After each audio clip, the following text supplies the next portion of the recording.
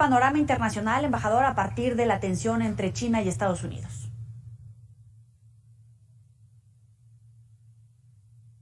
Es un gusto.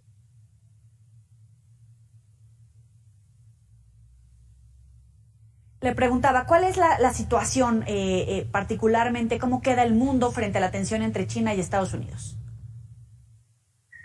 Bueno, yo creo que ya estaba muy cantada la visita y por ende ya las partes pudieron hacerse la idea de qué iba a suceder. Entonces, creo que no hemos visto el final de la reacción de China, pero no obstante, creo que también sabemos que no se va a salir de control.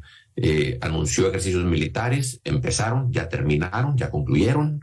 Ya China dijo que, aun y cuando habían avisado que iban a durar 3 a 4 días, hoy dijeron que ya las líneas de navegación y aéreas estaban abiertas. Entonces, bueno, pues se tensa la relación entre China y Estados Unidos, pero eso no es nuevo, ya venía con tiempo tensándose, tensionándose. Esto es nada más un factor más y creo que es a lo que nos tenemos que acostumbrar de aquí en adelante. ¿Queda descartada la guerra? Porque en el imaginario, en las redes sociales, obviamente la expectativa ciudadana pues se centra en esa pregunta, si habrá guerra o queda descartada. A partir de este episodio, no. Es decir, no va a haber una invasión china a Taiwán, no va a haber un misil de China a los Estados Unidos. No creo que esto se desate una guerra. Lo que incrementa es el potencial de un accidente que puede escalar. Es decir, aviones cazas chinos están volando muy cerca de aviones australianos, americanos. Barcos chinos están maniobrando muy cerca de barcos americanos, y eso incrementa la posibilidad de que haya un accidente. En caso de haber un accidente, las líneas de comunicación que existían en el pasado entre China y Estados Unidos ya no están ahí. Entonces, ahí es donde estaría el riesgo. Pero de que vaya a haber una guerra después de esta visita, no lo creo. En todo caso, sí ha habido una guerra de demostraciones de fuerza o de debilidad. Es decir, ¿cuáles son las fortalezas y las debilidades de cada uno de los gobiernos, tanto chino como estadounidense?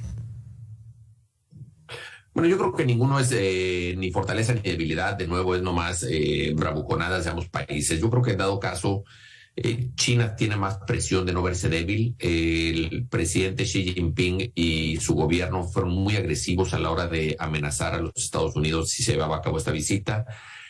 Ellos también tienen un público doméstico, una gente a quien tienen que, a los chinos les tienen que pues convencer de que están actuando de manera fuerte en contra de Estados Unidos, y al no hacerlo, eso puede hacerlos verse débiles ante su propio público, ante los propios chinos, y eso es preocupante porque eso lleva o arrincona a las autoridades a tener que actuar de manera más decisiva, lo cual incrementa la posibilidad de un malentendido. Cuando hablamos de cadenas de suministro, de seguridad energética, de inflación, de la crisis económica, combinados con esta situación y lo que ya veníamos arrastrando de Rusia y Ucrania, ¿cuál será el impacto en la economía a nivel mundial?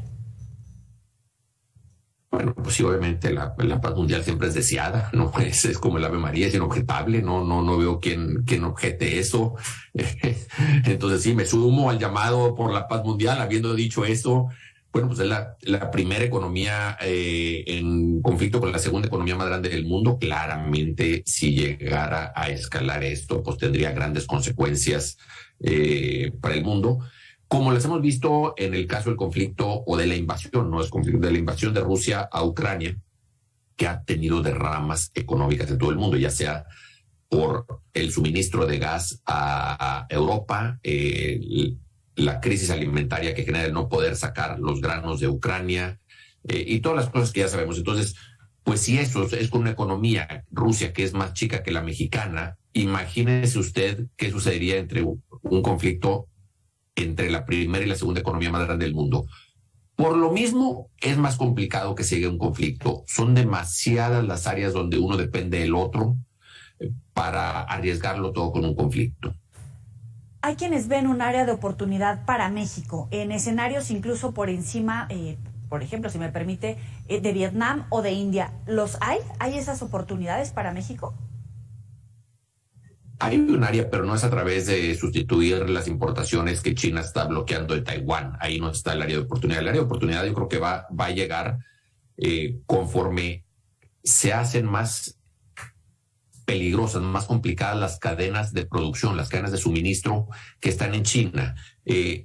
Han pasado por varias etapas de complicación y cada vez está aumentando más la complicación. Entonces, yo creo que esto obliga a la mayoría de las empresas a examinar y evaluar sus cadenas de suministro y, en dado caso, a tratar de crear redundancias para que no se vean afectadas en caso de que haya un problema de navegabilidad, de COVID, de conflicto o sanciones. Y en ese caso, la mejor opción viene siendo México, porque por más que se habla en ocasiones de que pudieran irse a Vietnam e India, la realidad del caso es que Vietnam ya está copado, ya no puede absorber mucho más inversión, no tiene mucho más capacidad. Y en el caso de India sigue enfrentando los problemas logísticos que son los marítimos y la saturación del puerto de Long Beach. Entonces, eventualmente querrán traerse cadenas de suministro a áreas geográficas más cerca que no tengan que pasar por el puerto de Long Beach, que ya ha sido un embudo en el pasado, y pues obviamente es México. Obviamente el gran riesgo, o no el gran riesgo, el problema que enfrentamos es la falta de seguridad energética.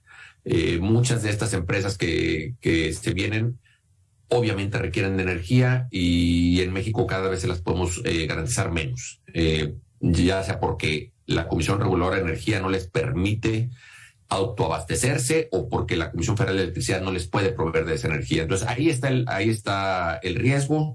Estamos peleando soberanía energética cuando lo que deberíamos estar peleando es por traer esas cadenas de suministro a México, que van a llegar de todas maneras, pero no van a llegar de manera tan acentuada como estarían llegando si les pudiéramos dar, si les pudiéramos garantizar la energía. Embajador, como siempre, un gusto saludarlo. Muchísimas gracias por atender al auditorio de Mega Noticias.